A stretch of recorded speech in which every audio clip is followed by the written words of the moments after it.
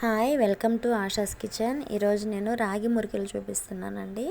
దీనికి కావాల్సినవి మనము గిన్నెలో రాగి పిండి అనేది తీసుకొని దీనిలో నేను 1 టేబుల్ స్పూన్ రైస్ ఫ్లోర్ బియ్యపిండి, 1 టేబుల్ స్పూన్ శనగపిండి, కొంచెం ఉప్పు, కారం, వాము పొడి కొంచెం వేసుకొని కొంచెం కొంచెం వాటర్ పోసుకుంటూ పిండి అనేది ఇలా కలిపేసుకున్నానండి. ఇలా కలిపిన తర్వాత మనం మురుకుల పీట ఉంటుంది కదండి, మా సైడ్ గిద్దలు అంటారు. ఈ మురుకుల పీటలో నేను ఆయిల్ చుట్టూ అప్లై చేసేసుకొని రాగి పిండిని కొంచెం కొంచెంగా నేను ఈ మురుకుల పీటలో వేసుకొని ఇప్పుడు ఆయిల్ నేను ఫస్టే హీట్ చేస్తున్నానండి. స్టవ్ మీద పెట్టేశాను.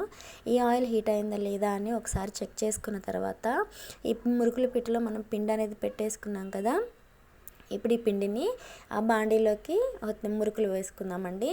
ఇలా ఇది హైలోనే పెట్టేసుకొని వేసుకోవాలి, తొందరగానే కాలుతుందండి. నేను సన్న రంధ్రాలు ఉన్న ప్లేట్ తీసుకున్నానండి. అంటే మన ఇష్టము, పెద్దది చిన్నది ఇంకా చిన్న సైజు ఉంది. నేనైతే లాస్ట్ సైజ్ తీసుకున్నాను.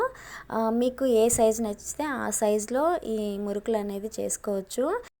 ఇవి పిల్లల స్కూల్కి స్నాక్స్ లాగా కూడా బాక్స్కి పెట్టి పంపించవచ్చండి.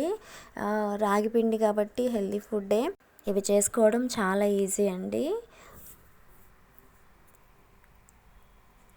చూసారు కదా, ఇలా నేను పిండి మొత్తాన్ని మురుకులు చేసేసానండి. ఇలా మొత్తం చేసుకున్నాక మనం స్టోర్ చేసుకోవచ్చు.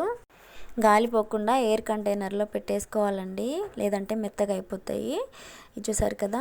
ఈ వీడియో కనుక మీకు నచ్చినట్లయితే please do like, share and subscribe అండి.